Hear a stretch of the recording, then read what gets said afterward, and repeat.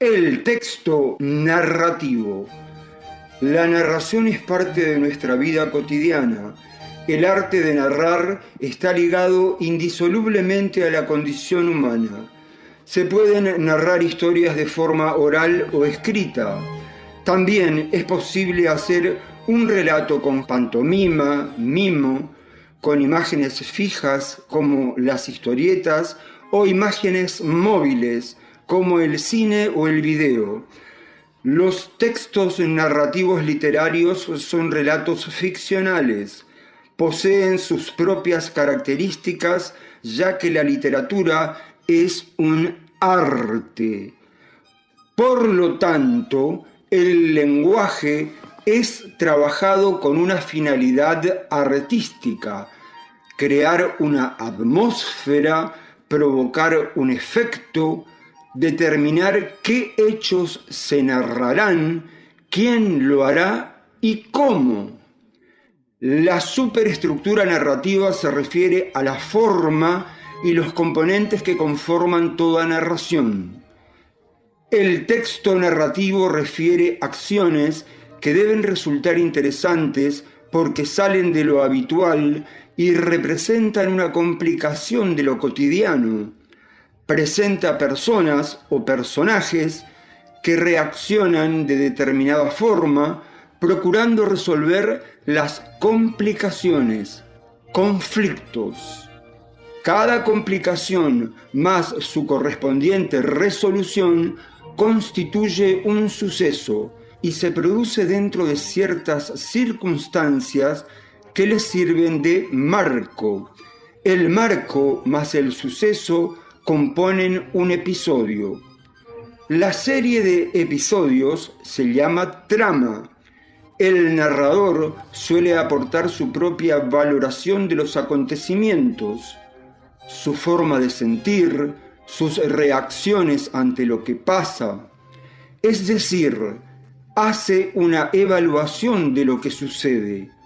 La trama junto con la evaluación constituyen la historia narrada. Realidad y verosimilitud. Para construir una obra literaria, el autor parte del mundo que conoce. Los hechos reales se transforman en su pasaje a obra literaria. Son ficcionalizados, convertidos en ficticios, no reales, mediante diferentes procedimientos. Por ejemplo, la alteración del tiempo o el espacio en que suceden. Los hechos se organizan como si fuesen reales, de modo creíble, o sea, verosímil. Son similares a la verdad, pero pertenecen a la ficción.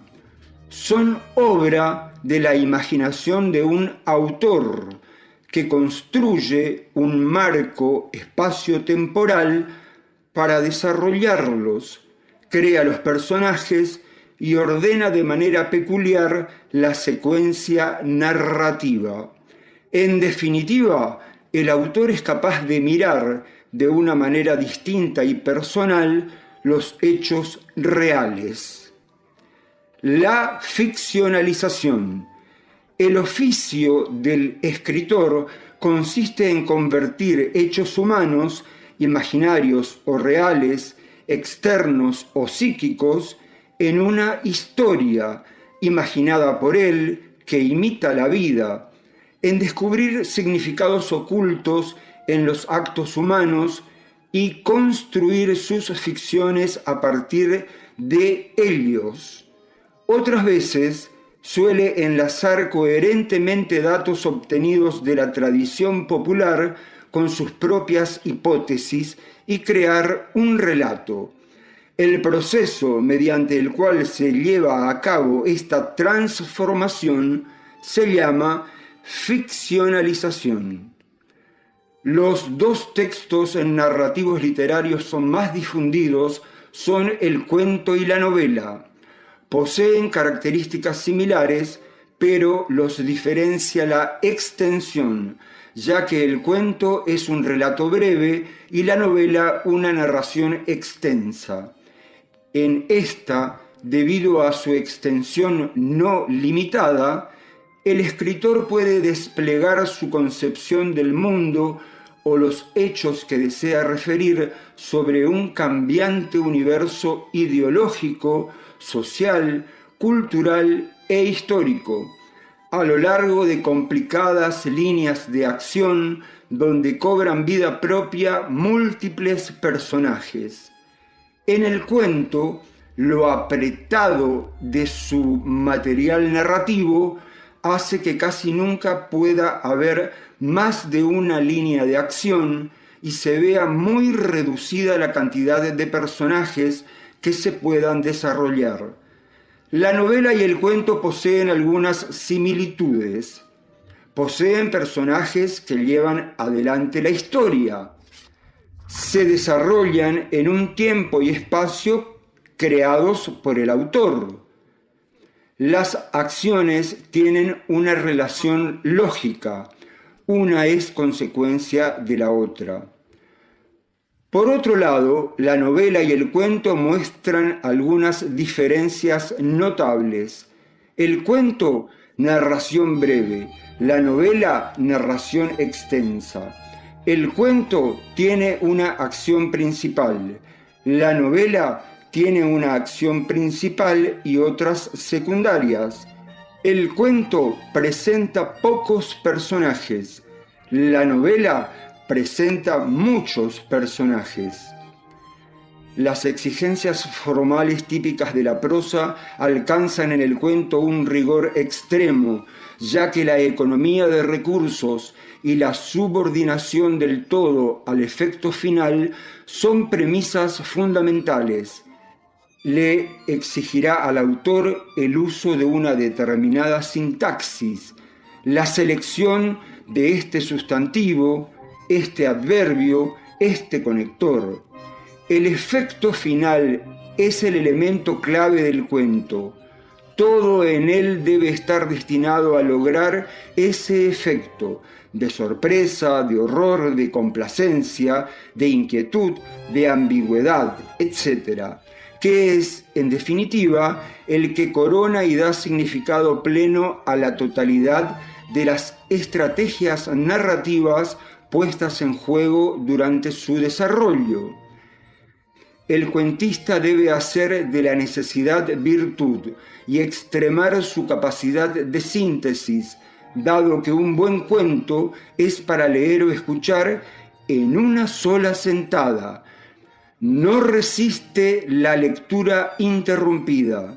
El cuento genera en el lector o en el oyente una expectativa y, por lo tanto, supone una empresa que debe ser dignamente rematada. Es necesario, entonces, que suscite el interés del lector o el oyente hasta el final, que lo tenga en vilo, concentrado, disfrutando palabra por palabra los anticipos del ansiado final. Existen dos estrategias discursivas que todo buen cuento debe utilizar para lograr el efecto final deseado.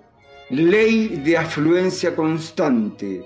La acción no puede detenerse, debe desarrollarse de modo preciso, encaminándose de un modo lógico hacia el final. La digresión, más propia de la novela, debe ser evitada en la medida de lo posible, pues diluye la atención y puede malograr el efecto perseguido. Ley del rigor expresivo. El cuentista debe usar las palabras indispensables para designar la acción. Miles de frases no dicen tanto como un acto. No hay que desviarse del hecho central que se narra. La estructura discursiva del cuento presenta 4 estrategias narrativas. Marco. Se constituye por el tiempo, el lugar y los personajes que protagonizan la historia. Situación inicial. Es la situación de la que se parte. Complicación. es el conflicto central que desencadena los hechos. Resolución. Se resuelve el conflicto. El autor es la persona real y física que imagina la ficción y elige cuál será la voz encargada de contar. Esta voz es la del narrador, creado e imaginado por el autor, que forma parte del universo ficcional al que pertenece el cuento. De acuerdo con el grado de conocimiento que tenga de los hechos que cuenta, los narradores pueden clasificarse de la siguiente manera. Narrador omnisciente, sabe tanto o más que los personajes, conoce sus motivaciones y lo que ellos piensan y sienten. Narrador equisciente, sabe lo mismo que los personajes, no puede anticipar los hechos y los va conociendo a la par de los protagonistas. Narrador deficiente, narra como quien observa desde el banco y sabe menos que los personajes. Por otro lado, de acuerdo con la persona gramatical en la que se cuente, el narrador puede expresarse en primera persona o en tercera persona. Si esta voz se ubica dentro del relato, se trata de un narrador personaje. Es protagonista cuando refiere hechos de su propia experiencia. Es testigo cuando refiere hechos ocurridos a otros personajes. Si el narrador se encuentra fuera del relato, es un narrador no personaje. Dioniso Pessoa, cantata Tierra Roja.